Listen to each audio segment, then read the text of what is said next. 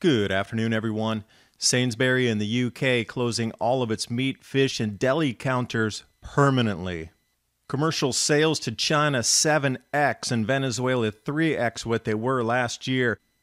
The world is insatiable for grains right now, and right off the Agri-Census report, there's a tug-of-war between corn and soybeans. It's going to be more than one growing season to get back to a surplus.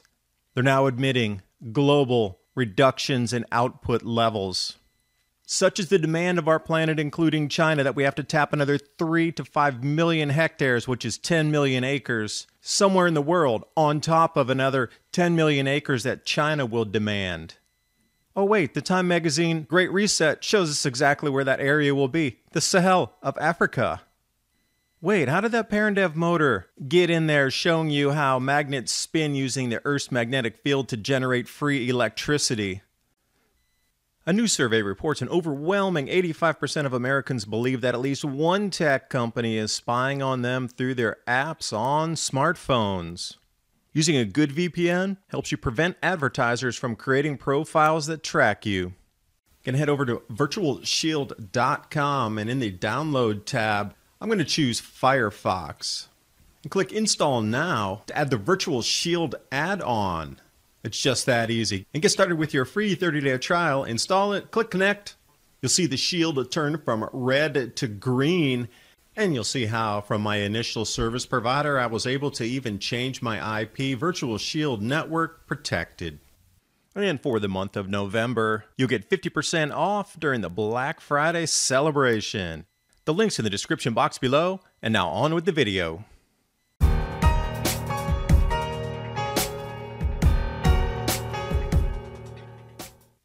And I've had several people ask me about the Parendev Motor and using it in conjunction for indoor vertical agriculture. Here's the schematic of actually how it works. When we were kids, we played with magnets, and they're starting to push each other away, and that's what this diagram is showing you. When one magnetic field of a magnet grabs hold and makes something move forward, and then it releases and allows the next magnet to come forward, and on and on and on. And since it's on a spinning hub, G, you could spin an alternator or some other electrical generation device and create power. You were kids once, you played with magnets, you know it's all about the Earth's magnetic field driving these devices perpetually. Free energy, if you believe in that kind of thing. And if we are going to have a great reset, a new way to produce electricity for homes and cities as we march through the next few years of economic reshuffling and resetting.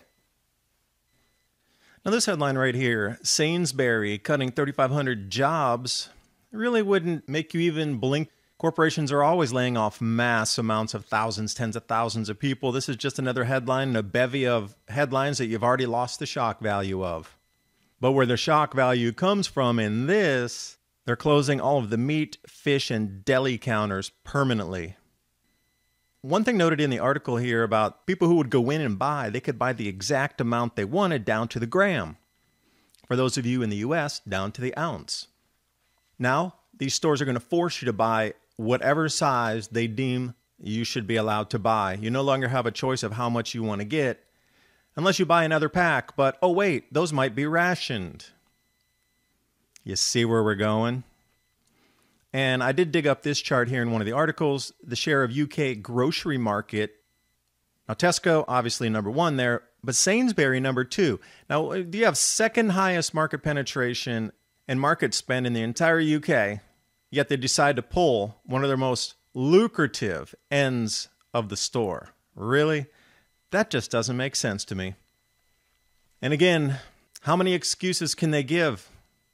Sainsbury closed its meat and deli counters, refocusing its efforts on feeding the nation. What does that mean? They're going to give free food to everybody? And then further in the BBC article, a complete other explanation, because they say that those counters really were important. They brought in what we can call retail theater into the mix. And with everybody wearing face coverings, they can't see it, they're not interested, and now people are military precision shopping, not stopping, not dwelling. But wait, I thought the previous excuse was feeding the nation. And right on cue with a tweet, Simon Roberts, Sainsbury's CEO, I want to express my heartfelt thanks to every one of my colleagues in our stores, in our depots, and across our store support centers for all of your hard work and your outstanding team effort. But you know, the company bottom line is way more important than you as an individual. Corporation first, corporation second, corporation third. You're fired. It's basically what it said in a nutshell, and it's already difficult enough to find work in the UK with everything happening over there and the lockdowns, so the most fascinating verification that our world is in trouble producing enough food for the future, right on time for all the restrictions across the planet you're seeing. Coincidence? Let's look. This comes off AgriCensus, and what they're talking about here, the planting areas. So which of these crops is going to be more valuable for farmers to plant, and where's the demand coming from in other countries will dictate which one gets the most acreage planted, corn or soybean.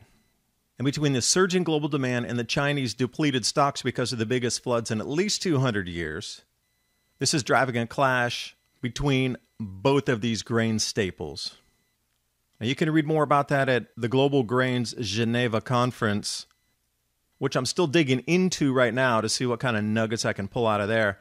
But in the conference, it was noted because of global downgrades and marginal reductions in output levels this year, it's going to be more than one growing season to get back any type of surplus.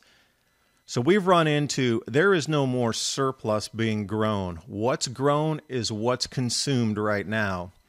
And if this declines next year, which they anticipate it to, you're going to look for some serious prices going up.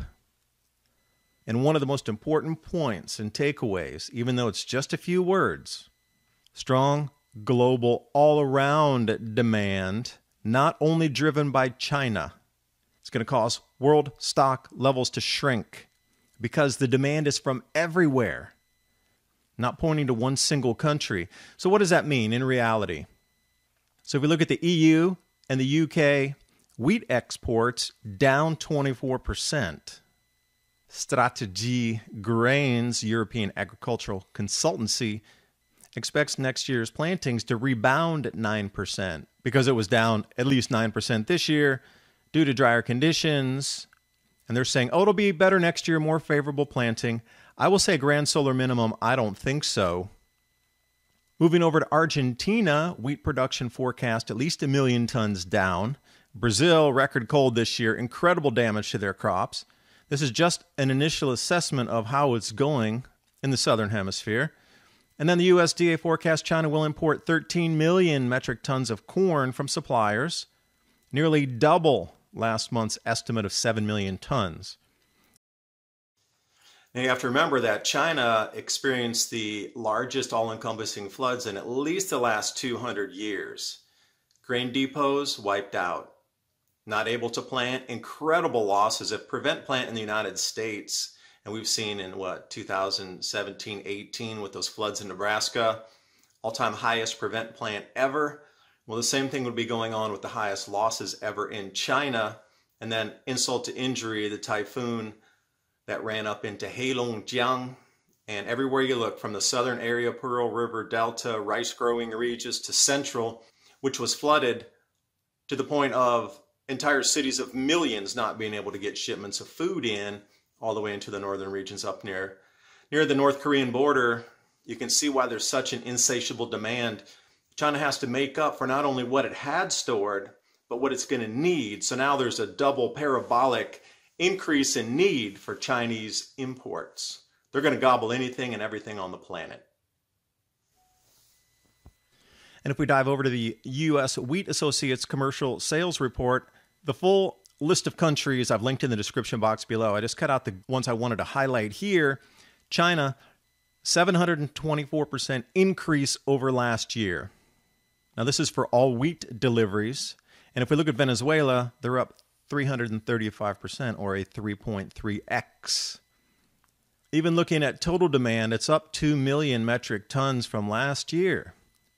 So it's a great question to ask, where is all this extra food going to come from if we're already using all the lands that we currently grow food and we're still not making production levels now, and it's very apparent. This is the first that I've ever seen it where across multiple outlets reporting on ag yields that they're saying we're going into a deficit globally now where what we grow is what we get. The surplus is gone. So this would be maybe year one of the grand solar minimum crop losses that are going to be with us through at least 2030.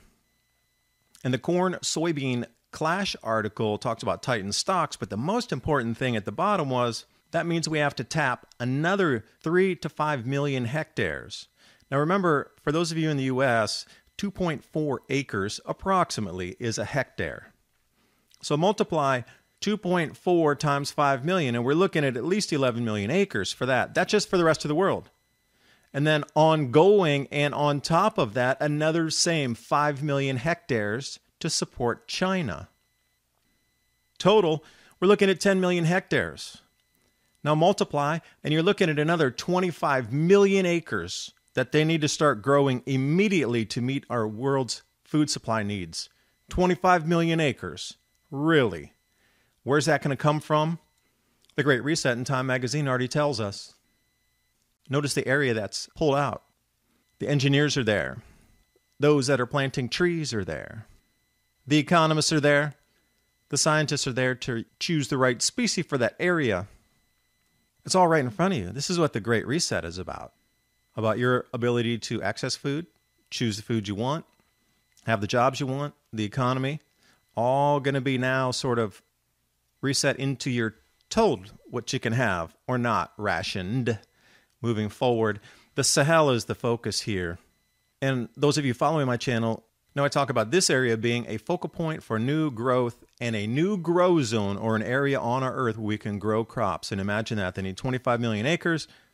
Now, not all this is fertile right this second, but as soon as they tap the Nubian aquifer and they get down to the Nubian sandstone aquifer and they put pipes everywhere and they have all these new seed species that will adhere to more sandy soils until the topsoil can be built up, you have a full grow zone right here. The Chinese have been there for 2.5 decades.